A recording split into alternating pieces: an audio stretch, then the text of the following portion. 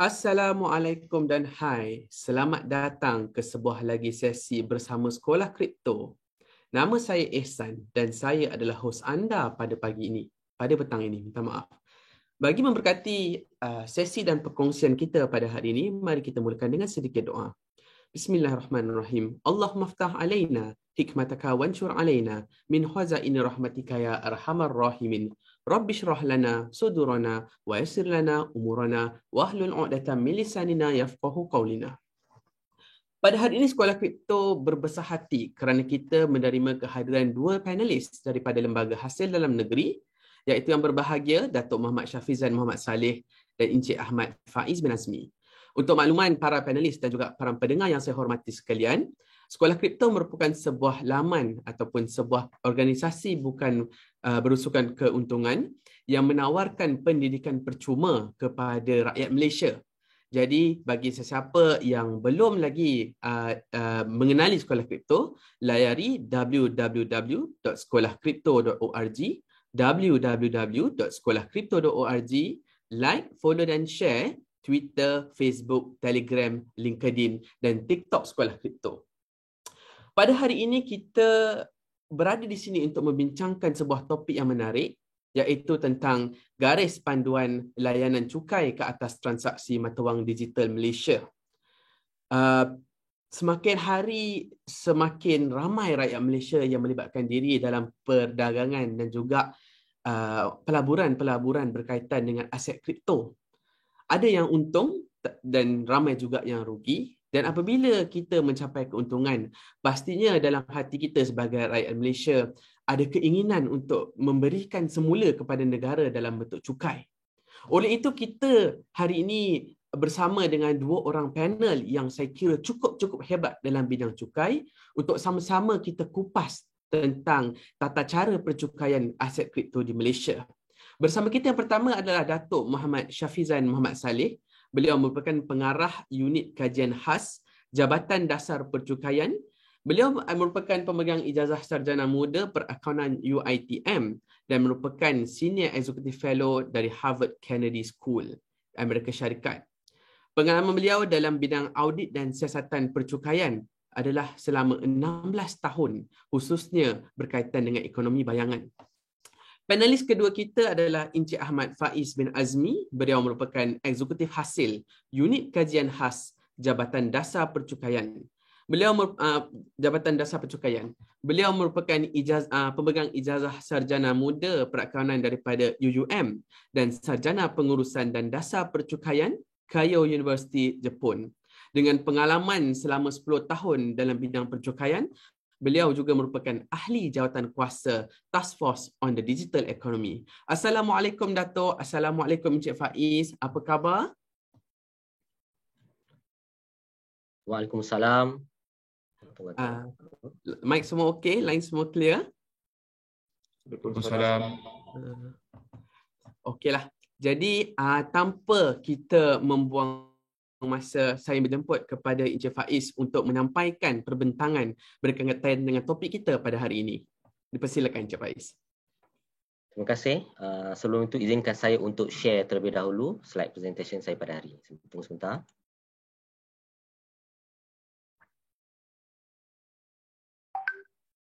Okey, just nak check, boleh ke nampak slide presentation saya? Boleh, slide nampak okey dan jelas di skrin. Okey, alhamdulillah.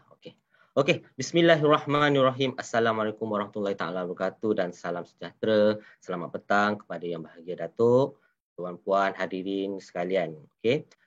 Terima kasih Dr. Muhammad Ehsan selaku moderator pada petang ini kerana membacakan CV kami sebentar tadi. Seperti mana yang telah kita rancang sebelum ini, pada hari ini saya akan menerangkan kepada tuan-puan hadirin sekalian berkenaan dengan garis panduan layanan cukai ke atas transaksi mata wang digital yang telah diterbitkan oleh Lembaga Hasil Dalam Negeri Malaysia pada 26 Ogos yang lalu. Namun sebelum itu, bagi pihak Lembaga Hasil, kami ingin mengambil kesempatan untuk kepada My Sekolah Kripto selaku penganjur webinar pada petang ini kerana sudi menjemput kami untuk sesi taklimat pada petang ini. Tidak lupa juga kepada bahagian pendidikan cukai Jabatan Khidmat Korporat yang membantu dari segi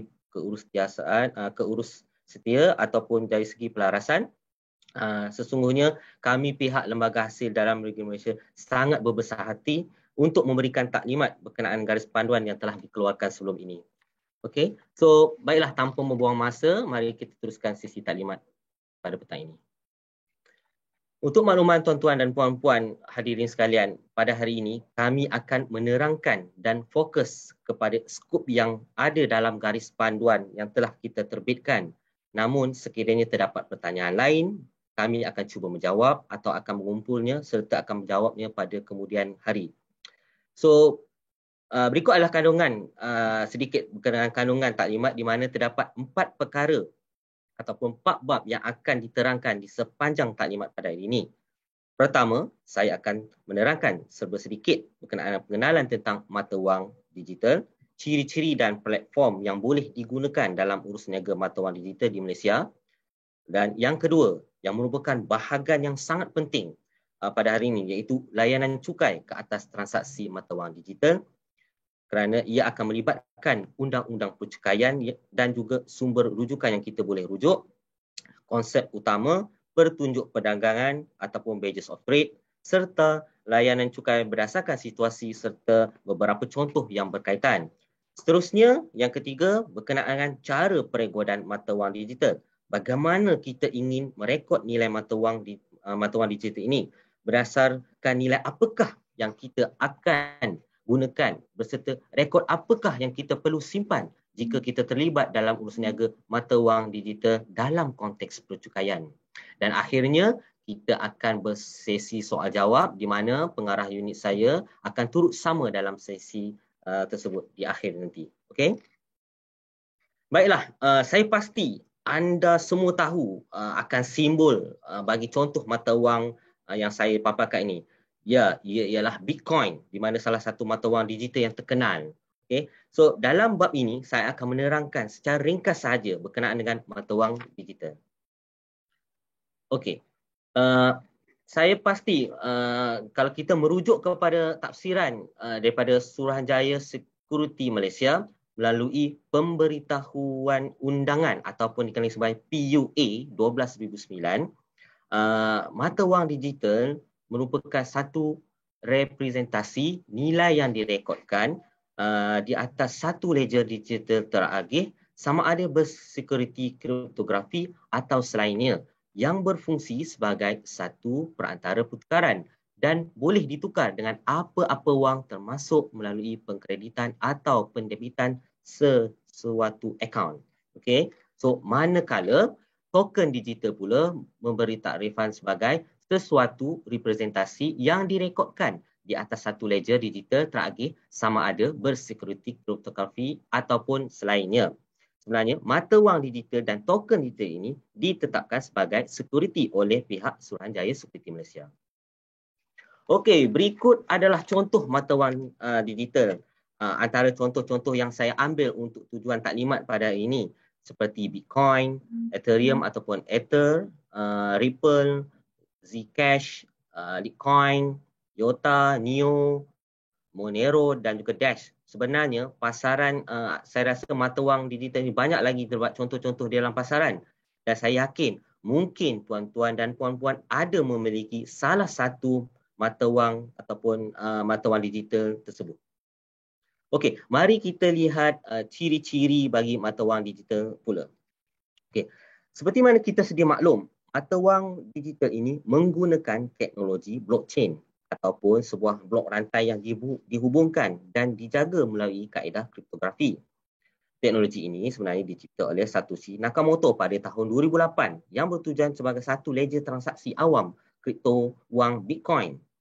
Berbanding dengan wang fiat, ianya dikeluarkan di mana bank wang fiat itu dikeluarkan dan diuruskan oleh bank pusat. Namun, bagi mata wang digital, ianya beroperasi secara bebas ataupun desentralisasi dari bank pusat. Mata wang digital tidak bergantung kepada perantara seperti broker, bursa atau bank, hanya menggunakan kontrak pintar pada blok-blok yang telah dilombongkan. Mata wang digital juga sebenarnya boleh didagangkan setiap masa, 24 jam sehari, 7 hari seminggu dan 365 hari setahun. Okey, sehingga 17 Ogos 2002, berikut merupakan platform ataupun senarai platform aset digital yang berdaftar oleh Suruhanjaya Security Malaysia. Yang pertama, Luno Malaysia Sdn Bhd, Tokenized Technology M Sdn Bhd, Synergy Dex Sdn Bhd dan juga MX Global Sdn Bhd. Namun, terdapat juga platform-platform pertukaran digital aset yang lain di pasaran yang tidak diluluskan oleh Suruhanjaya Security Malaysia. Okey, tamat sedikit informasi berkenaan dengan pengenalan tentang mata wang digital. Kini kita akan melihat kebahagiaan yang lebih penting dalam taklimat pada hari ini, iaitu layanan cukai ke atas transaksi mata wang digital. Pertama sekali, saya ingin merujuk kepada Undang-Undang Percukaian dan sumber rujukan yang terlibat bagi transaksi mata wang digital. Secara amnya, kebolehcukaian ke atas urus niaga mata wang digital di Malaysia adalah berdasarkan Seksyen 3 Akta Cukai Pendapatan 1967 ataupun ACP 1967. Dalam Seksyen 3 ini, ianya menjelaskan pendapatan mana-mana orang yang terakru di dalam atau diperoleh dari Malaysia atau diterima di Malaysia dari luar Malaysia adalah dikenakan cukai.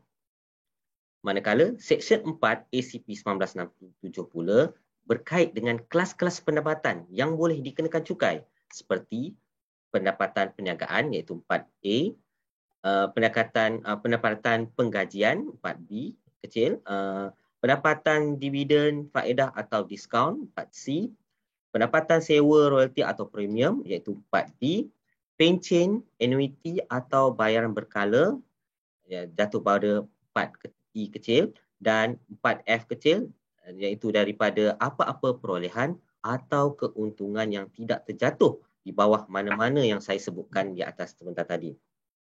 Manakala Seksyen 33 ACP 1967 pula menerangkan berkenaan dengan pendapatan larasan secara am, di mana secara ringkasnya ia melibatkan perbelanjaan atau potongan yang dibenarkan dalam mengira pendapatan larasan seseorang.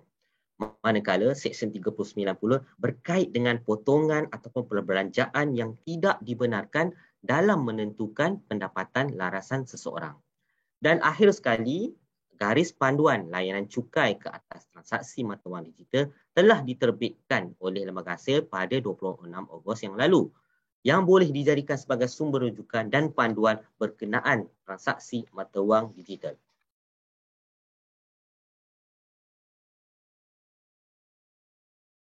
Tuan-tuan dan puan-puan hadirin sekalian, konsep utama yang kita perlu fahami dalam layanan cukai atas apa-apa transaksi ialah adakah sesuatu pendapatan tersebut bersifat hasil atau ianya bersifat modal. Ini adalah kerana pendapatan hasil akan dikenakan cukai di Malaysia, manakala pendapatan bersifat modal tidak dikenakan cukai di Malaysia. Manakala dalam segi perbelanjaan pula, jika sesuatu perbelanjaan tersebut dibenarkan potongan cukai, ianya perlulah merupakan perbelanjaan yang bersifat hasil. Jika ia merupakan perbelanjaan bersifat modal, maka potongan cukai tidak dibenarkan. Baiklah, saya beri satu contoh yang mudah untuk saya terangkan berkenaan konsep pertama ini. Apa itu pendapatan hasil? Saya berikan satu contoh mudah, iaitu untung daripada perniagaan. Itu adalah pendapatan hasil. Penerimaan gaji, pendapatan gaji, itu adalah penerimaan hasil. Pendapatan sewa, berikut adalah juga pendapatan yang bersifat hasil. Manakala contoh yang mudah bagi pendapatan modal ialah kita bagi contoh seperti keuntungan daripada pelupusan suatu aset. Contoh aset tu ialah kita dapat untung daripada penjualan kenderaan masuk dalam perniagaan ataupun keuntungan dari segi pelupusan bangunan dan sebagainya. Itu merupakan pendapatan yang bersifat modal. Okey. Manakala perbelanjaan bersifat hasil, saya bagi contoh mudah iaitu untuk kata bersifat hasil ni, contoh dalam perniagaan ataupun dalam suatu perniagaan itu, syarikat itu membayar gaji kepada pekerja syarikat ataupun dia membayar sewa premis yang digunakan dalam operasi syarikat ataupun dia berbelanja bil utility yang berkaitan dengan perniagaan. Berikut merupakan perbelanjaan bersifat hasil. Manakala perbelanjaan bersifat modal ialah contohnya ialah pembelian kelengkapan pejabat, pembelian aset-aset seperti pembelian kenderaan dan juga contoh kalau kita ada membeli bangunan. Berikut merupakan perbelanjaan bersifat modal. Bagi layanan cukai yang dijelaskan dalam garis panduan yang kita telah terbit ni adalah berdasarkan peruntukan cukai yang sedia ada. Walaupun dalam kes di mana Malaysia mempunyai perjanjian pengelakan percukaian 2 kali iaitu PPPDK dengan negara rakan kongsi, maka PPPDK akan terpakai. Contoh PPPDK ini adalah simple di antara, saya ambil contoh di sini, di antara Malaysia dan juga Singapura, di mana kedua-dua buah negara ini menandatangani satu perjanjian cukai bagi tujuan untuk memberikan pelepasan cukai 2 kali atau kadar cukai yang khusus bagi sesuatu transaksi ataupun pendapatan. Garis panduan ini juga sebenarnya yang kita telah terbitkan terpakai kepada mana-mana orang yang memperoleh atau melupuskan serta terlibat dalam perniagaan mata wang digital, iaitu dari segi perdagangan, pelombongan, pertukaran mata wang digital. Seterusnya, kita lihat kepada petunjuk perdagangan. Tuan-tuan dan hadirin sekalian, tuan-tuan dan puan hadirin sekalian, dalam menentukan sama ada transaksi mata wang digital tersebut tergolong daripada kategori yang dicukaikan, ianya perlu dilihat melalui petunjuk perdagangan. Petunjuk perdagangan seperti motif mencari keuntungan, sifat aset dan perubahan pada aset adalah dipertimbangkan semasa menentukan sama ada keuntungan tersebut boleh dikenakan cukai. Saya mengambil contoh yang pertama iaitu sebagai sifat subjek. Penjelasan di sini merujuk kepada sifat aset ini merujuk kepada sifat mata wang digital yang sedang dibeli dan dijual. Mata wang digital boleh dianggap sebagai subjek perdagangan apabila ianya dibeli dalam kuantiti yang banyak. So maksudnya di sini sekiranya mungkinlah kata kita membeli satu mata wang itu dalam kuantiti banyak dan kita memang nak buat satu perdagangan, so maka ini tertakluk ataupun ia mungkin boleh dikenakan cukai pendapatan. Kita pergi kepada yang kedua, tempoh pemilikan. Ianya merujuk kepada tempoh pegangan mata wang digital tersebut. Lebih pendek tempoh pegangan, lebih besar kemungkinan ianya akan dianggap sebagai dipegang untuk perdagangan. Okay, so sebaliknya lebih lama kita kata satu pemilikan mata wang itu, mungkin ianya merujuk kepada sifat peluaran di mana dia tidak ingin untuk diperdagangkan dengan cepat. Yang ketiga, kekerapan transaksi. Ini merupakan salah satu petunjuk yang penting, ya, di mana kekerapan transaksi yang tinggi bagi urus niaga mata wang digital yang serupa adalah lebih menunjukkan sifat perdagangan berbanding transaksi terpencil, di mana dalam satu transaksi tersebut, contohnya pembeli membeli ataupun membuat transaksi mata wang digital yang kerap, di mana mungkin setiap hari, setiap bulan dan sebagainya, ianya menunjukkan dan dia juga dalam masa sama menjual juga mata wang tersebut. So ianya ada menunjukkan sifat di mana dia ingin menjual ataupun berdagang bagi mata wang tersebut dan ianya boleh tertakluk pada cukai. Bagi kerja-kerja tambahan, ianya merujuk kepada kerja tambahan yang dilakukan pada mata wang digital untuk menjadikannya lebih boleh dipasarkan atau usaha tambahan dilakukan untuk mencari atau menarik pembeli. Jika ini dilakukan, besar kemungkinan pelupusan berikut akan dianggap sebagai perdagangan. Di mana dalam segi ini, dia ada kerja-kerja yang membolehkan ianya mata wang digital yang dibeli itu boleh dipasarkan ke nilai yang lebih tinggi dan sebagainya. So, ia akan boleh menjurus kepada keboleh cukaian bagi mata wang tersebut. Keadaan-keadaan realisasi, di mana sesetengah keadaan kurang berkemungkinan menunjukkan perdagangan. Contohnya, syarikat terpaksa menjual mata wang disebabkan pemerolehan wajib ataupun keperluan wang tunai yang mendesak secara tiba-tiba atau mungkin ancaman perampasan oleh pengutang. Dan seterusnya, saya pergi kepada motif. Ini juga salah satu petunjuk perdagangan yang sangat penting, di mana ia merujuk kepada sama ada terdapat niat untuk berdagang pada masa perolehan mata wang digital tersebut. Jika seseorang itu melakukan aktiviti dengan cara perniagaan seperti membangunkan rancangan perniagaan, menyediakan rekod perkawanan dengan teratur dan mengiklankan perniagaan mata wang tersebut. Niat pastinya adalah untuk menjalankan perniagaan mata wang. So, dari segi sudut situ, pendapatan yang diterima tersebut boleh dikenakan ataupun untung yang diterima daripada transaksi tersebut boleh dikenakan cukai pendapatan. Seterusnya, cara pembiayaan. Ini merujuk kepada cara pembelian mata wang digital itu dia biayai. Mungkin pembiayaan jangka pendek lebih menunjukkan perdagangan daripada pembiayaan jangka panjang. Kita juga akan lihat kedudukan kewangan syarikat dan keupayaan untuk memegang mata wang digital juga akan diambil kira dari segi sudut cara pembiayaan. Dan akhir sekali, faktor-faktor lain termasuk sama ada terdapat sebarang kajian kebolehsanaan ataupun keberkesanan yang dijalankan, ketersediaan dokumentasi atau bukti-bukti yang lain yang ada dengan syarikat yang menunjukkan hasratnya berkenaan dengan mata wang digital. So, berikut adalah kata 8 contoh yang telah kita jadikan sebagai petunjuk perdagangan ataupun badges of trade dalam menentukan sama ada transaksi yang melibatkan mata wang digital ini boleh dikenakan cukai ataupun tidak boleh dikenakan cukai. Baiklah, kita pergi kepada layanan cukai yang seterusnya, di mana berikut adalah layanan cukai berkenaan dengan transaksi khusus tersebut ataupun transaksi khusus tertentu yang melibatkan mata wang digital. Yang pertama, menjalankan perniagaan mata wang digital atau menggunakan mata wang digital dalam perniagaan. Perdagangan ataupun perniagaan mata wang digital. Perniagaan yang membeli dan menjual mata wang digital dalam perjalanan biasa, mereka akan dikenakan cukai ke atas keuntungan yang diperoleh dari perdagangan tersebut. Sebarang perbelanjaan yang dilakukan dalam menghasilkan pendapatan bercukai adalah tidak dia adalah ditanggung. Sekali ya, sebarang perbelanjaan yang dilakukan dalam menghasilkan pendapatan bercukai atau kerugian yang ditanggung daripada aktiviti perniagaan mata wang boleh dibenarkan potongan cukai. Dan dari segi simpelnya, kalau kita lihat sini, mata wang tersebut sebenarnya dijadikan sebagai stok dagangan. So, maknanya adalah perniagaan mata wang digital tersebut. So, keuntungan daripada hasil pada jualan mata wang tersebut boleh dikenakan cukai, maka kerugian yang diperolehi juga kita benarkan sebagai potongan cukai. Okey, kita pergi kepada contoh. Kalau kita nak lihat kepada konsep perniagaan mata wang digital ni, kita pergi kepada contoh. Contoh satu.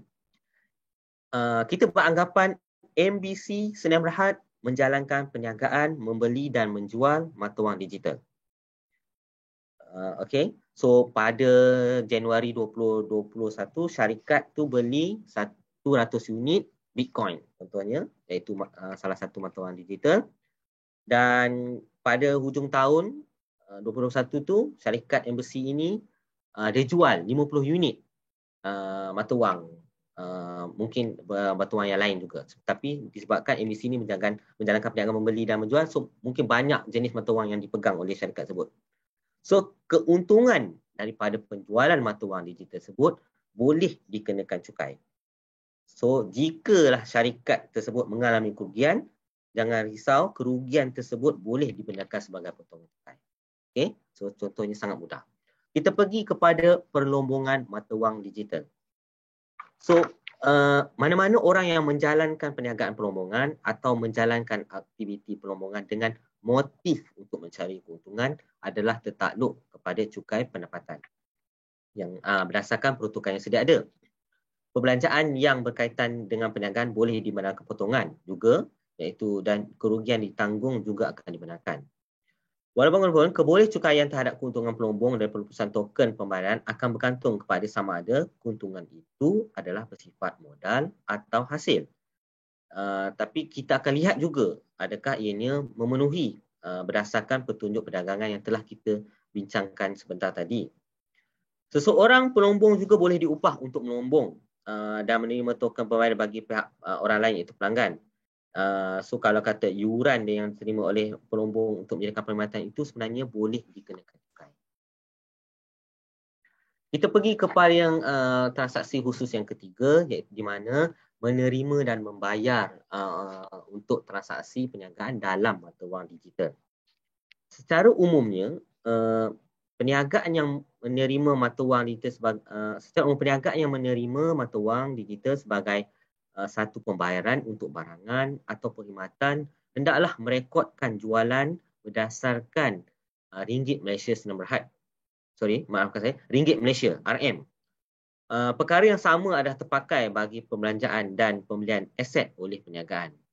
Dalam situasi di mana urus niaga dipersetujui berdasarkan bilangan mata wang digital, nilai barang yang dijual atau dibeli atau kontrak perkhidmatan adalah ditentukan berdasarkan nilai mata wang pada titik urus niaga. So maksudnya, apa-apa transaksi perniagaan dalam mata wang digital ini, kalau di Malaysia, kita akan rekodkan dalam ringgit Malaysia, RM. Dan kita nak tengok nilai mata wang tersebut, kita tengok juga pada titik urus niaga pada transaksi tersebut. So kita pergi juga kepada contoh bagi situasi tersebut. Kita lihat pada contoh 2. Encik Fayad, dia ingin menonton satu perlawanan bola sepak di Stadium Bukit Jalil. Mungkin perlawanan mungkin bola sepak tempatan maupun antarabangsa. So beliau beli tiket bola sepak tersebut menggunakan mata wang digital. Contoh saya beri di sini, dia boleh guna pakai Bitcoin. Event Link Company Sdn Bhd sebagai penganjur, dia menerima dan bersetuju menerima bayaran tiket dalam bentuk mata wang digital. So mata wang digital yang diterima untuk harga tiket dalam hendaklah direkodkan dalam RM dan juga hendaklah diiktiraf sebagai jualan oleh company Event Link Sdn Bhd. Okay, so kita pergi kepada transaksi yang keempat di mana pembayaran gaji dan upah kepada pekerja dalam mata wang digital. So yang ini merupakan nak kata satu era barulah di mana biasanya mungkin pekerja-pekerja ini menerima gaji terus dari dalam wang fiat ataupun dalam mata wang yang biasa sedia ada seperti ringgit Malaysia. Namun boleh jadi selepas ini pembayaran gaji itu boleh dibayar dalam mata wang digital. So apabila gaji dan upah dibayar menggunakan mata wang digital, bayaran tersebut boleh dibenarkan potongan kepada perniagaan sebagai perbelanjaan, di mana pihak pekerja juga perlulah melaporkan pendapatan yang diterima, dan pihak majikan juga perlulah melaporkan ataupun membayar PCB ataupun membuat potongan PCB kepada lembaga hasil dalam negeri Malaysia sekiranya gaji ataupun pendapatan yang dibayar oleh syarikat itu kepada pekerja tersebut tertakluk ataupun layak dikenakan cukai.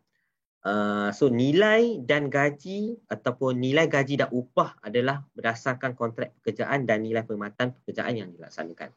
So ini pun kita akan pergi kepada contoh supaya kita nampak lebih jelas sedikit. Okey, kita pergi kepada contoh 3. Encik Wong menandatangani kontrak pekerjaan dengan Capital Blockchain Sdn Bhd, di mana Encik Wong ni adalah pekerja. Capital Blockchain Sdn Bhd merupakan suatu majikan. Dalam kontrak tersebut, gaji akan dibayar menggunakan mata wang digital. Ya, bersamaan dengan ambil contoh di sini 10,000 sebulan. Enggak banyak kan? Dan contoh juga saya ambil dia gunakan juga Bitcoin. Okay. So dari sudut sini di mana terdapat dua tanggungjawab kita dapat lihat di sini daripada kedua-dua pihak, daripada segi pekerja itu yang menerima gaji dan juga pihak majikan yang dia membayar gaji. Maksud saya di sini ialah di pihak pekerja 10,000 sebulan ni kalau kita kalikan dengan setahun nak dekat RM120,000 sebulan. So maka pendapatan tersebut akan dikenakan cukai pendapatan. So tanggungjawab majikan ialah untuk membuat potongan PCB daripada pihak pekerja dan meremitkan ataupun membayar potongan tersebut kepada lembaga hasil. So tugas pekerja bila sampai tempoh untuk melaporkan, iaitu biasanya untuk pendapatan penggajian lah, saya ambil contohlah kata bulan April setiap tahun. So pekerja tersebut perlu melaporkan pendapatan gaji yang diterima walaupun dalam bentuk mata wang digital disebabkan nilai dia merupakan 10,000 sebulan kepada lembaga hasil. Manakala setiap bulan juga sebelum ini pihak syarikat Capital Blockchain perlulah membayar ataupun remit potongan PCB yang telah dipotong daripada gaji Mr. Wong tadi kepada lembaga hasil setiap bulan. Ini maknanya tanggungjawab tu bukan pada satu pihak, sebenarnya kedua-dua pihak juga memainkan peranan dalam memastikan bayaran cukai telah dilaksanakan. Okay. So kita pergi kepada transaksi seterusnya, iaitu pelaburan mata wang digital. Okay. Pelaburan seseorang dalam mata wang digital atau token digital dianggap sebagai aktiviti perniagaan orang itu jika aktiviti tersebut berterusan, bersistematik, aktif, mempunyai ataupun membawa risiko kewangan, dan juga yang paling penting ialah bertujuan untuk mengaut keuntungan. Manakala pelaburan yang bersifat modal, di mana perniagaan membeli mata wang digital tersebut mungkin hanya untuk satunya yang secara tidak aktif, mungkin pembelian mata wang tersebut juga untuk jangka masa yang panjang, tiada pengenaan cukai ke atas keuntungan modal di Malaysia, dan mungkin pendapatan tersebut tidak perlu dilakukan. So kita juga lihat contoh daripada transaksi pelaburan mata wang digital ini daripada contoh 4. Pelaburan bersifat modal. Puan Siti, saya ambil sebagai contoh, Puan Siti membeli 1 unit mata wang digital pada nilai RM15,000 untuk tujuan pelaburan. Namun selepas 3 tahun, beliau menjual semula mata wang yang telah beliau beli itu tersebut dengan harga RM30,000. Memandangkan nilai beliau dapati nilai mata wang tersebut, mata wang digital tersebut meningkat. So ini adalah mungkin kata dia pun nak lupuskanlah ataupun nak jual. So dari sudut tersebut, berdasarkan situasi atau contoh ini, keuntungan tersebut merupakan keuntungan modal dan tidak tertakluk pada cukai pendapatan. Okay. Berbanding dengan pelaburan bersifat hasil, Encik Ali dia membeli mata wang digital pada nilai RM10,000 untuk tujuan pelaburan. Namun secara aktifnya beliau mula membeli dan menjual mata wang digital tersebut dan menghasilkan keuntungan. Beliau juga telah merekodkan transaksi tersebut secara teratur, dan rekod yang berkaitan dengan pembelian ataupun jual beli tersebut telah disimpan dengan sempurna. Mungkin di sini seperti yang saya telah terangkan tadi, ada wujud sedikit berdasarkan petunjuk-petunjuk perdagangan tadi, ada sikit motif-motif ataupun kerja-kerja yang dilakukan, penyimpanan rekod sebagainya, adalah dari segi sudut sini, keuntungan daripada hasil pelupusan ataupun produk tersebut mungkin dikenakan cukai. Okay? Dia jadi keuntungan hasil. Kita pergi kepada seterusnya, iaitu perolehan semata-mata dan pelupusan mata wang digital. Apabila seseorang membeli mata wang digital seperti Bitcoin dan Ether dan sebagainya, hanya semata-mata sebagai sebahagian atau pembayaran penuh bagi mana-mana barangan dan perkhidmatan, keadaan itu tidak menimbulkan percayaan. Pelupusan semata-mata bagi mata wang digital yang dipegang sebagai pelaburan dianggap sebagai realisasi pelaburan. Oleh itu, pendapatan yang diterima tidak dikenakan cukai. Dari sudut sini, kita akan lihat juga bagaimana kita boleh kaitkan dengan contoh bagi pemerolehan semata-mata dan pelupusan mata wang ini. Kita rujuk kepada contoh, Encik Adam ingin menghadiri persembahan di Istana Budaya. Penganjur pula menawarkan diskaun sebanyak 20% daripada harga tiket jika pembayaran dibuat menggunakan mata wang digital. So, kalau kita beli tiket pakai mata wang digital, kita dapat diskaun. So, of course, siapa yang tak nak ambil diskaun? So, Cik Adam pun kata, okay, better kita beli menggunakan mata wang digital. So, kita boleh dapat diskaun. Cik Adam membeli mata wang digital jenis A ataupun kita panggil Bitcoin dan sebagainya bersamaan dengan harga tiket diskaun, contohlah kata RM250 dan membayarnya kepada penganjur. Maka dalam contoh ini, ia merupakan pembelian dan pelupusan semata-mata. Maksud di sini, Encik Adam semata-mata dia beli mata wang digital tersebut, lepas dia dah beli, dia pun lupuskan dengan membayarkan kepada pihak penganjur untuk beliau mendapatkan 20% diskaun. So yang ini dalam keadaan ini, pendapatan tersebut adalah tidak tertakluk pada cukai pendapatan. Namun, sebarang pelupusan token pembelian dalam situasi ini masih tertakluk atau mungkin masih tertakluk kepada cukai pendapatan jika pihak LHDNM mendapati bahawa niat pembelian adalah berdasarkan dengan perdagangan ataupun terdapat sebarang tujuan menghasilkan pendapatan yang lain. So, letaklah pakai pada tu, kita akan lihat juga sekiranya ada unsur-unsur yang berkaitan dengan niat pembelian ataupun perniagaan yang berunsur perdagangan, dia boleh jatuh kepada pendapatan cukai. Seterusnya kita pergi kepada yang ketujuh, iaitu menerima mata wang digital hasil daripada agihan atau pecahan percuma. Seseorang boleh menerima mata wang digital secara percuma sebagai alat promosi atau pemasaran ataupun pecahan mata wang digital sedia ada seperti airdrop dan hard fork. Sebenarnya token ini bukanlah pendapatan kepada penerima. Oleh itu, cukai tidak dikenakan semasa penerimaan. Walau bagaimanapun, perkara atas mungkin tertakluk kepada cukai pendapatan jika token diberikan sebagai pertukaran barangan atau perkhidmatan tertentu. Keuntungan daripada pelupusan token ini pada masa hadapan juga akan dikenakan cukai jika keuntungan itu bersifat hasil. Kita pergi kepada seterusnya, iaitu pertukaran mata wang digital.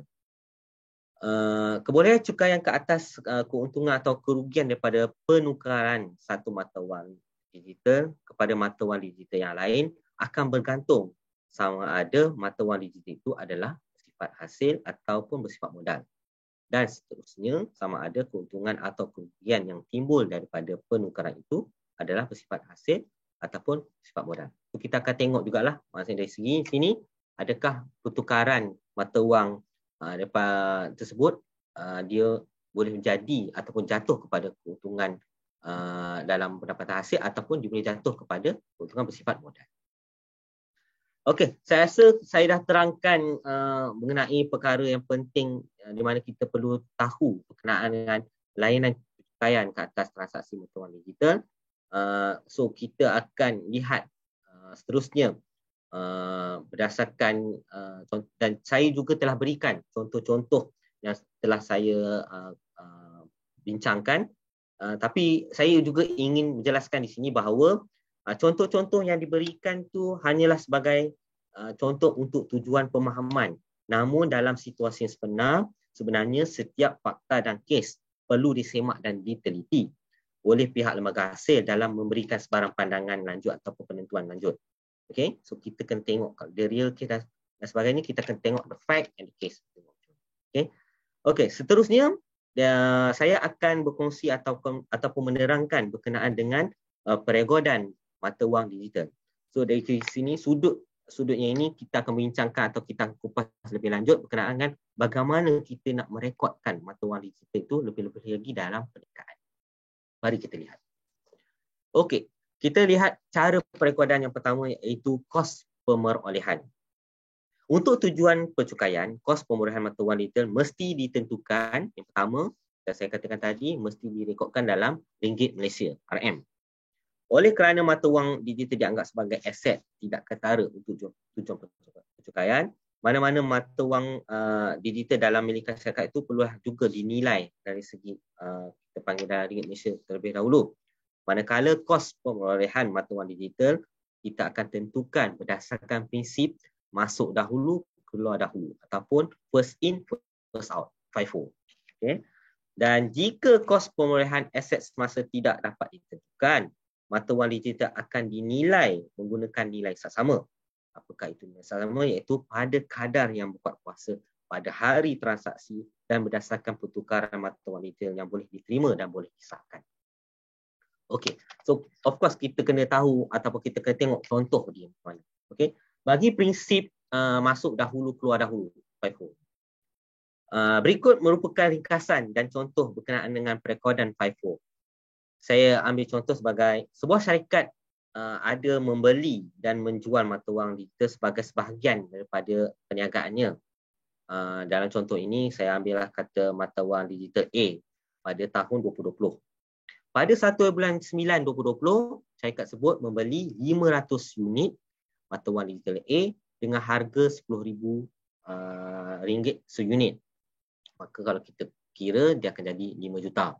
Pada 1 bulan 10 tahun 2020 pula, syarikat membeli lagi unit mata wang digital sebanyak 300 unit Tapi harga dia mungkin dah meningkat. So harga seunit dia menjadi 15,000 unit. So harga total cost ni menjadi 4.5 juta. Dan pada 1/11 tahun 2020, syarikat menambahkan lagi pembelian unit mata wang digital dengan membeli sebanyak 700 unit.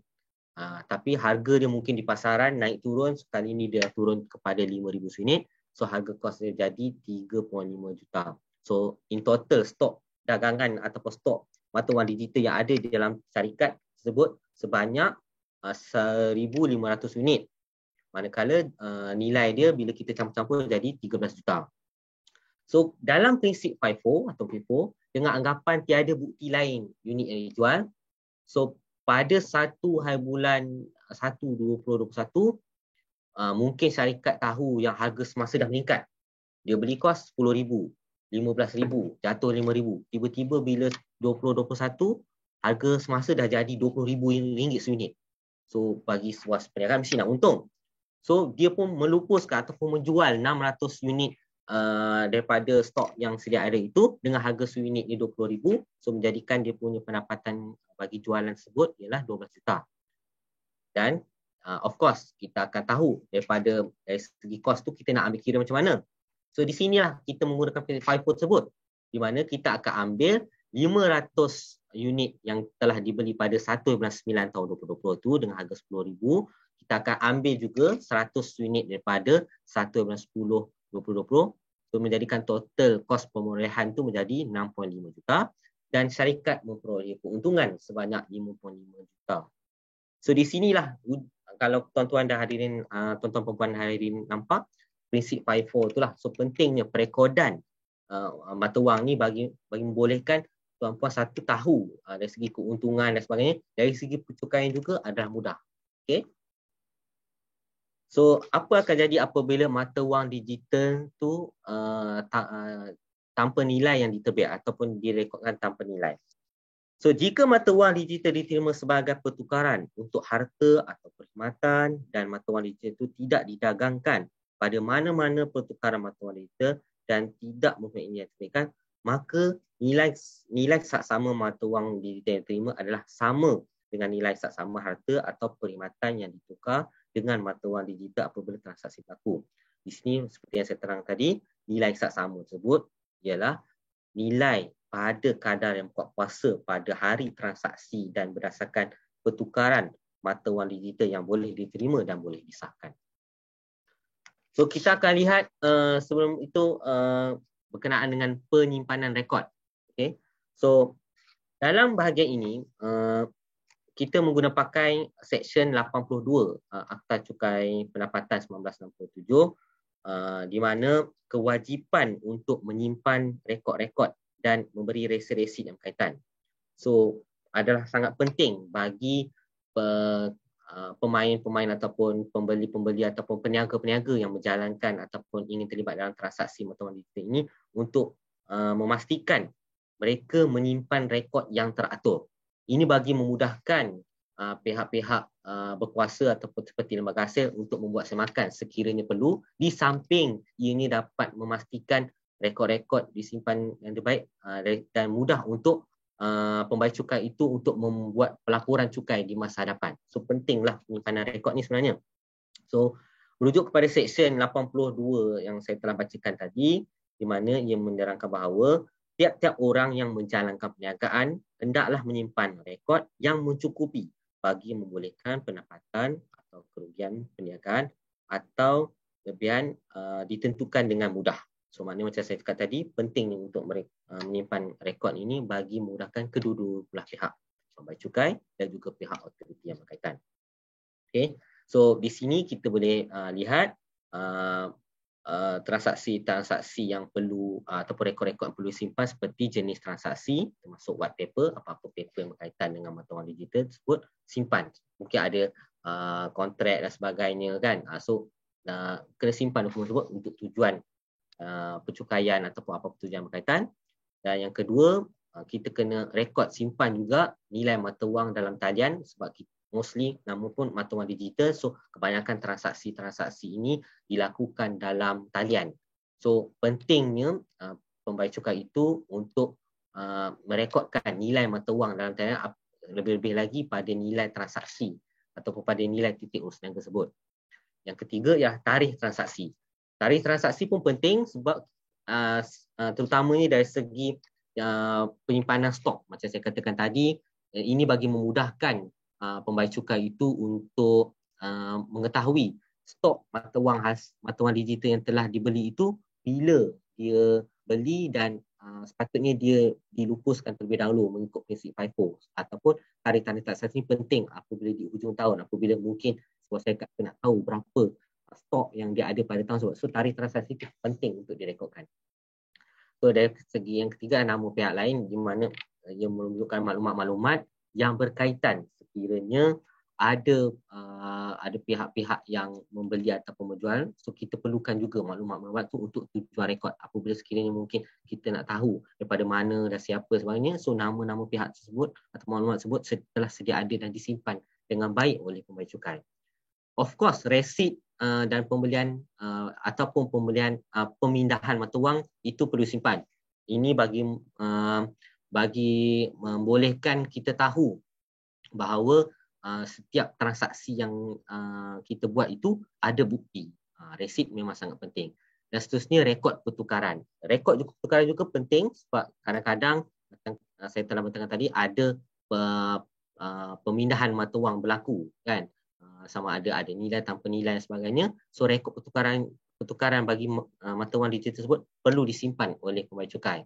Dan rekod-rekod lain seperti ejen, wallet keys, software yang digunakan, semua tu mesti juga disimpan oleh pihak pembayar cukai bagi membolehkan sekiranya ada query ataupun ada apa-apa maklumat lanjut yang diperlukan, kita boleh berikanlah. So memang sangat penting.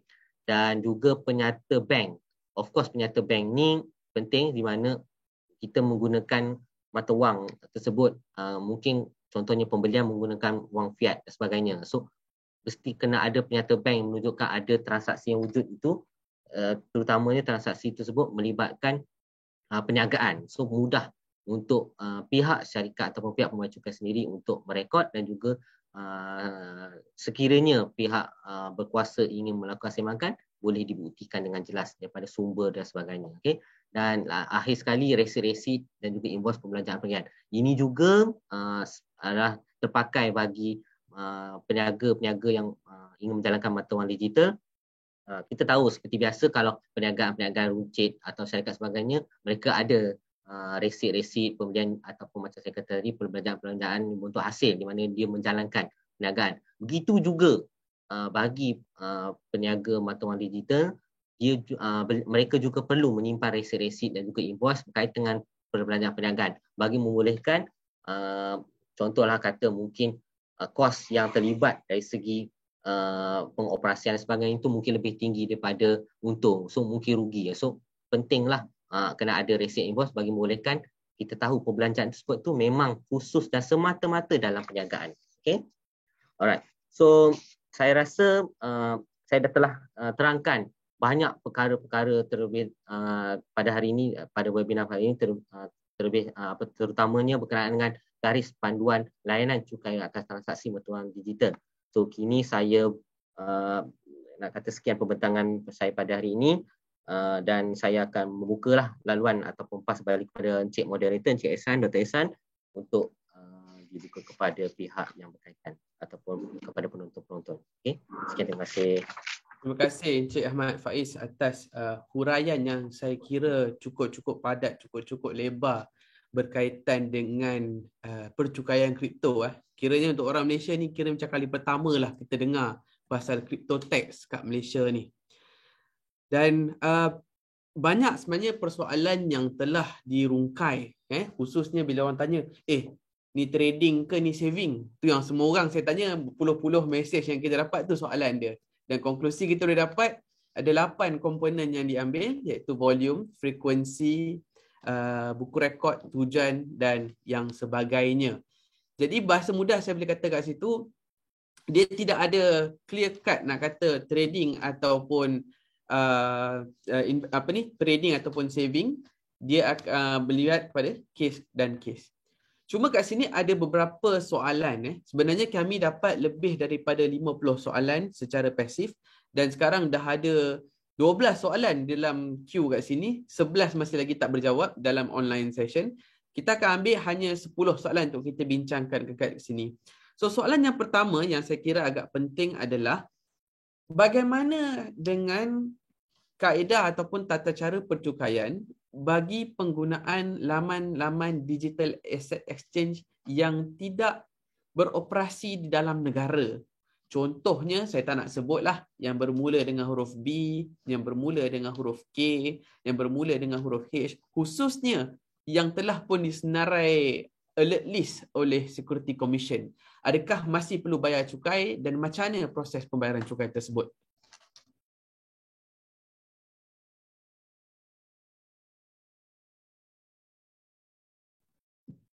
Jadi saya bukalah pada Datuk Syafizan dengan Encik Ahmad Faiz untuk uraikan perkara ini. Terima kasih. Assalamualaikum warahmatullahi taala wabarakatuh dan selamat petang. Saya tadi tengok Q&A, ada 11 yang saya dah jawab. Makin banyak soalan yang masuk. Jadi kepada soalan yang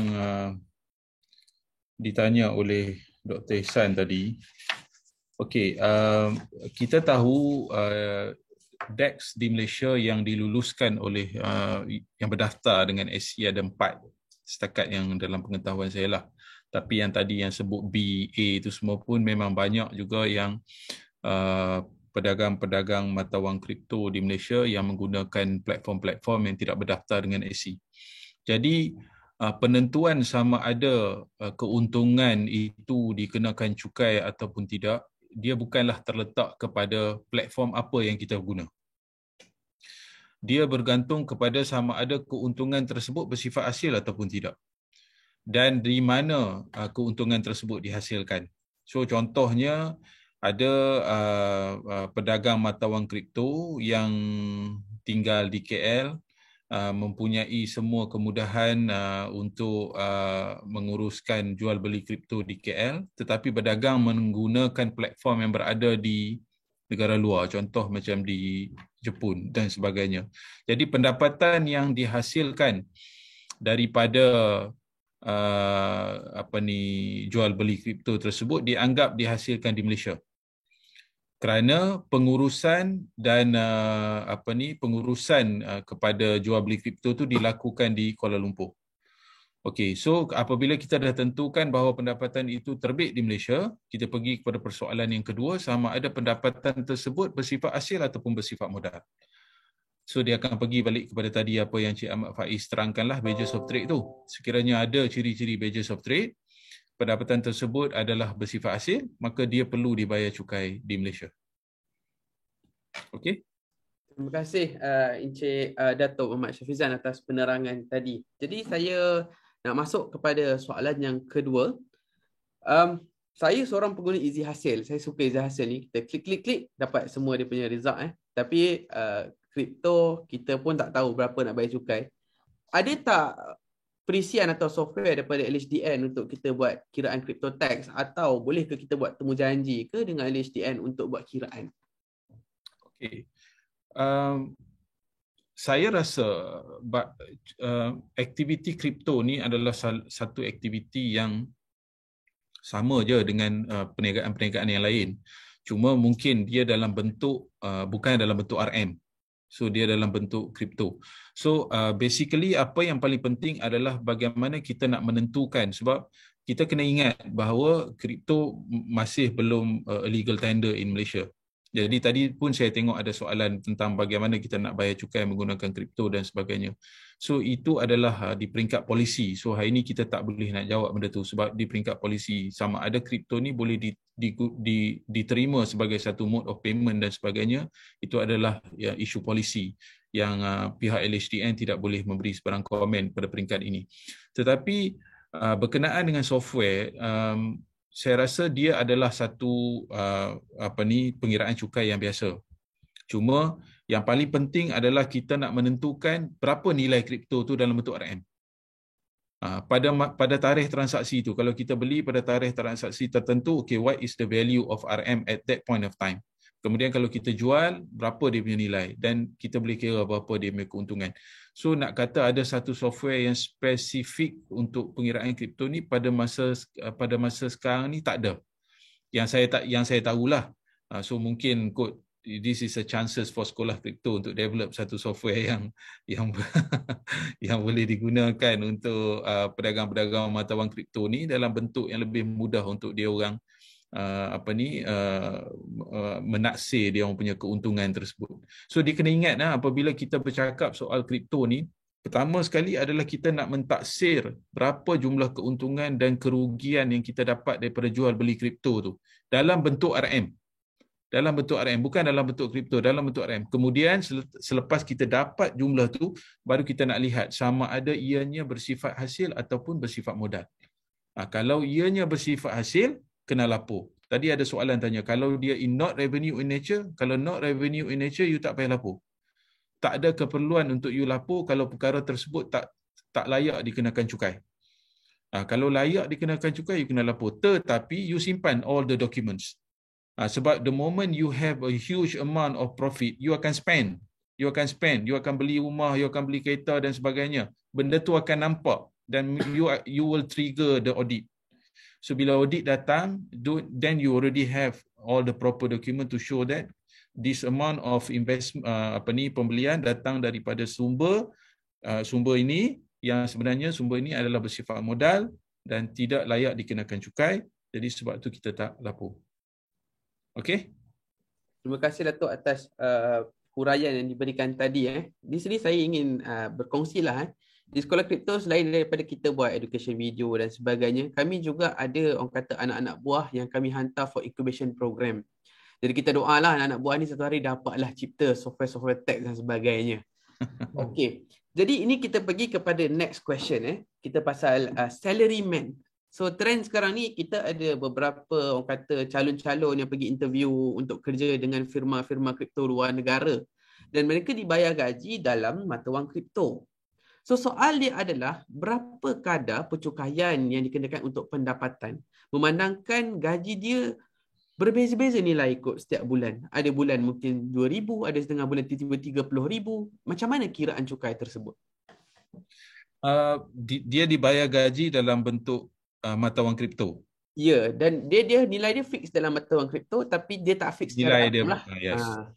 So bayaran gaji kena lapor di bawah Seksyen 4(B) pendapatan penggajian dan kita kena ambil pada tarikh transaksi. Pada tarikh transaksi. Contoh katakanlah nilai saksama pada tarikh transaksi tersebut. Katalah normally kita akan dapat gaji pada 25 hari bulan setiap bulan. Contoh 25. So pada 25 hari bulan, contoh 25 hari bulan 9, dia dapat katakan 3,000 Bitcoin dan sebagainya. Nilai katakanlah 30,000. So nilai dia akan berubah-ubah dalam bentuk RM. Nilai dia akan berubah-ubah dalam bentuk RM. Tetapi perubahan pada nilai yang diterima dalam pendapatan penggajian bukanlah satu isu yang menjadikan pendapatan tersebut tidak perlu dilaporkan. Dia sama aja. Benda ni is very straightforward. You convert to RM, that is your income yang you kena declare. So macam sekarang kami pendapatan penggajian dapat dalam bentuk RM. So we know our income, employment income is fixed every month. Tetapi dalam situasi yang Datuk Ihsan terangkan, the fixed things to happen dekat kripto. Tapi dia varies at RM. Tetapi kita kena lapor dalam bentuk RM because it's not a legal tender in Malaysia. Then you have to keep the record lah untuk tunjukkan. Jadi potongan PCB pun berlaku berdasarkan kepada RM. Potongan cukai berjadual juga berlaku dalam bentuk ni. Jadi dia akan berubah-ubah setiap bulan. Jadi selagi kripto ini tidak legal tender di Malaysia, jadi sesiapa yang dapat bayaran dalam bentuk kripto ni banyaklah sikit kerja dia. Sebab PCB dia akan berubah setiap bulan, pendapatan penggajian berubah setiap bulan dan sebagainya. Macam itulah. Dekat sini saya nak masuk kepada satu isu yang saya kira unik kepada kripto di mana saya ambil quote bahawa nilai diambil ialah pada titik masa urus niaga. Tapi dalam kripto ada masa dia menjadi mustahil untuk kita ringgitkan pada titik masa urus niaga. Nombor satu, apabila berlaku vesting. Vesting ni maknanya duit tu tertahan. Konsep dia sama macam tak boleh keluar KWSP lah. Yang kedua, apabila berlaku congestion. Congestion ni mudah dia sistem down. Dan ketiga, apabila berlaku gas fee yang terlalu tinggi. Contohnya lah, kita dapat gaji sehari RM10, tapi nak transfer jadi ringgit tu sekali tukar RM10. So kita akan tunggu 10 hari baru tukar jadi ringgit. So macam mana dengan kiraan point ataupun titik masa urus niaga tadi? Jadi satu isu barulah yang saya dengar pada hari ini. Tapi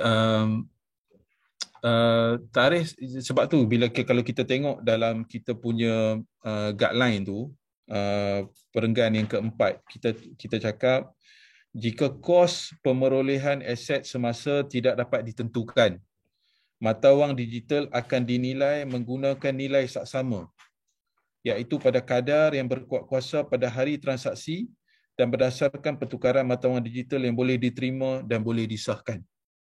So saya rasa kenyataan ini sangat fair dan memahami perkara-perkara di luar jangka yang mungkin berlaku dalam apa-apa transaksi. For me, it's very simple, Doktor. As long as you have a very good explanation, insya-Allah it will be acceptable. Jadi apa yang saya boleh konklusikan ke sini adalah macam mana pun at the end of the day it will go into a case to case basis lah. Exactly. Different case, different scenario. Jadi ada soalan favorite daripada kita punya group dia tanya, Datuk, kita ni nak start kena bayar kripto punya cukai ni, tarikh kod pas dia bila? Okay. Okay, so dia macam inilah. Saya bagi kata gambaran keseluruhan sistem percukaian yang melibatkan individu dan syarikat. Okey, untuk makluman semua, sistem taksir sendiri kita sekarang di Malaysia sistem taksir sendiri Sistem taksir sendiri telah bermula untuk syarikat mulai tahun taksiran 2001. Manakala untuk selain syarikat mulai tahun taksiran 2004. Selain syarikat ni individu lah, kita ni lah yang employment income. Okey, taksir sendiri ni maksud dia apa? Pembayar cukai dikehendaki oleh undang-undang untuk menentukan pendapatan bercukai lah, termasuk pendapatan daripada transaksi mata wang digital. Sebab hari ini mata wang digital, jadi saya sebut tu termasuk pendapatan daripada transaksi mata wang digital.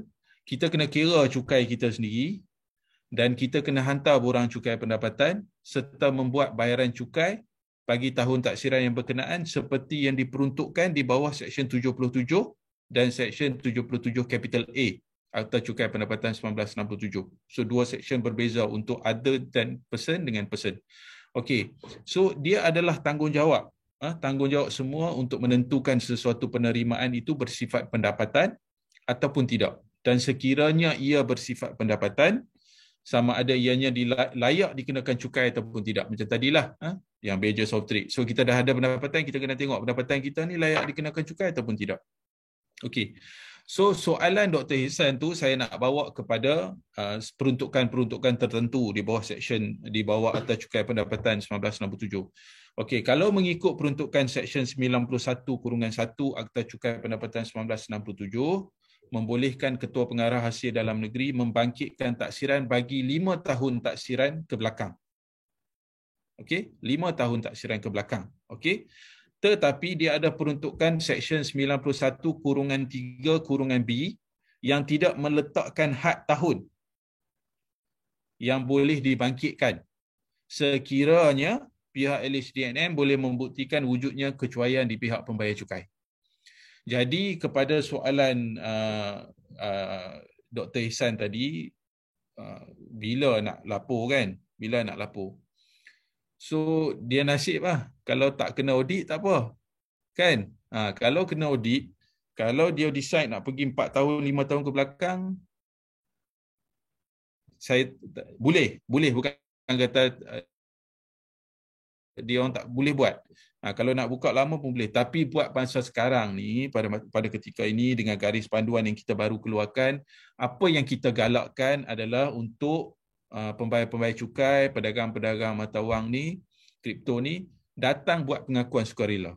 Kita lebih welcome pembayar-pembayar cukai untuk buat pengakuan sukarela, dan tuan-tuan dan puan-puan boleh menghubungi cawangan-cawangan LHDN yang terdekat untuk mendapatkan khidmat nasihat serta panduan bagaimana cara terbaik untuk tuan-tuan dan puan-puan membuat pelaporan-pelaporan, mungkin ada tahun-tahun 2-3 tahun ke belakang punya yang tak lapu dan sebagainya, bagaimana cara terbaik untuk membuat pelaporan pendapatan. Jadi jangan takut, jangan bimbang, kata pergi nanti LHDN nanti kena teruk-teruk, tak ada. So datang, insya-Allah kita boleh bincang dengan cawangan-cawangan di seluruh Malaysia bagaimana kita boleh membantu secara yang paling terbaik kepada pedagang-pedagang mata wang ini supaya mereka semua berada di dalam jaringan cukai dan sama-sama contribute for our nation development. Okay, Datuk, saya kira ini satu soalan terakhir lah. Katakanlah saya seorang pedagang yang sekarang zaman macam-macam ada NFT, ada MM, ada staking. Dan saya sedar saya kena bayar cukai, saya buka izin hasil, saya tekan pendapatan tambahan, untung jual NFT. Ada isu tak? As long as I do it, it's fine. Sekali lagi soalan Dr. Isa? Maksudnya lah, contoh-contohlah, saya salaryman, lepas tu saya ada business, ada PCB dah buat, kemudian saya declare sendiri, saya cakap untung jual NFT ataupun untung staking dan saya declare keuntungan dekat situ. Ada masalah tak selagi mana dokumen saya lengkap? Tak ada masalah. Dia kena ada beza. Sekarang kalau kita menerima pendapatan penggajian, kita kena gunakan borang B. Borang B dia kena dihantar sebelum atau pada 30 April tahun yang berikutnya. Contoh bagi tahun 2022 sekarang, kita kena hantar sebelum 30 April 2023 lah. Kan? So pelaporan ni kita buat setahun sekali. Jadi apa yang Dr. Ihsan patut buat, ada employment income dan ada pendapatan-pendapatan sampingan yang lain, keep all the records. So when the times come for you to declare, so you declare everything. So apabila pihak lembaga hasil dalam negeri melihat Dr. Ihsan yang sebelum ini ada employment income, okey, dalam tahun taksiran 2022 Dr. Ihsan melaporkan untung NFT dan sebagainya. So kita dah nampak Dr. Ihsan mungkin ada satu bentuk perniagaan, ada pendapatan-pendapatan lain. So the next year kita akan tukar kepada borang B. Sorry, yang tadi gaji borang BE. So kita akan pergi kepada borang B. So akan tahun-tahun berikutnya dia kena declare sebelum 30 hari bulan 6. Patutlah borang boleh saya declare, tak ada masalah, boleh declare. Digalakkan untuk declare. Saya tengok borang saya tahun ni lain. Kita tengok kita punya pembayar cukai, sama ada pembayar cukai kita itu mempunyai pelbagai pendapatan, perniagaan, penggajian dan sebagainya, dia akan borang B. So kita bagi masa lebih sikit lah. So dia kena declare before 30th June. Tapi kalau pendapatan employment income, by end of the year kita dah ada kita punya borang EA, EC itu semua kan. So we should able to declare lah, no problem. By 30th April. Okey Datuk, jadi kita pun dah nak sampai ke penghujung sesi kita dan sebenarnya soalan yang Datuk telah cuba jawab di sesi Q&A ni banyak. Saya nak minta izin untuk kami copy paste semua soalan yang dah tersenarai ni di laman kami untuk rujukan rakan-rakan yang mungkin tak nampak soalan-soalan ni. Boleh Datuk ya? Boleh insya-Allah boleh. Dan insya-Allah Datuk, kalau ada rezeki kita di masa akan datang, boleh ke kita buat lagi Q&A macam ni dan sebagainya? Boleh. Saya sangat-sangat berterima kasihlah kepada My Sekolah Kripto sebab benda ni pun benda yang baru bagi pihak lembaga hasil dan negeri. Tapi saya rasa untuk sesi-sesi yang akan datang adalah lebih baik kalau kita pergi kepada isu-isu yang spesifik. Tetapi isu spesifik ni tetapi dia secara general. So saya tak boleh nak address sebab saya tengok ada isu rebalancing, ada isu staking, lending, ada isu AMM kan. So maybe that we can expose benda tu further. So kita boleh dapatkan pemahaman yang lebih jelas berkenaan perkara tersebut daripada pemain industri, dan saya boleh bawa benda itu untuk ke peringkat jabatan dasar untuk kita tengok, dan mungkin kita boleh bagi suatu jawapan yang lebih komprehensif. So buat masa sekarang saya dapat tadi pun saya tengok ada banyak isu berkenaan dengan rebalancing. So saya komen sikitlah, aktiviti rebalancing ni adalah satu tindakan untuk meminda pelaburan, mengikut pilihan bagi memastikan kos pelaburan berada pada portfolio pelaburan yang betul. So matlamat akhir dia adalah untuk memastikan matlamat kewangan dari pelaburan tersebut tercapai. Jadi buat masa sekarang saya lebih suka untuk menyatakan bahawa sebarang aktiviti perlu disemak berdasarkan fakta dan kes bagi menentukan dia punya taxability status. So saya tak boleh kata rebalancing sekali dua kali itu is a modal or hasil. Depends on the fact of the cases. So itu saja kot daripada saya, Doktor. Terima kasih banyak Datuk Muhammad Safizan dan juga Encik Ahmad Faiz atas perkongsian yang saya kira cukup menarik bagi sesi kita pada hari ini. Bagi rakan-rakan dan juga para panelis, insya-Allah Sekolah Kripto akan menjalankan kelas fizikal pada hari Sabtu ini di Perpustakaan Selangor Daerah Gombak. Jadi insya-Allah kat sana juga kita akan belajar, dan kami di Sekolah Kripto committed untuk terus menyediakan ilmu-ilmu berkaitan dengan blockchain, Web3, NFT dan juga DeFi. Sekian, terima kasih sekali lagi kepada LHDN, dan jumpa lagi di sesi akan datang bersama Sekolah Kripto untuk operasi ilmu. Terima kasih. Assalamualaikum. Thank you.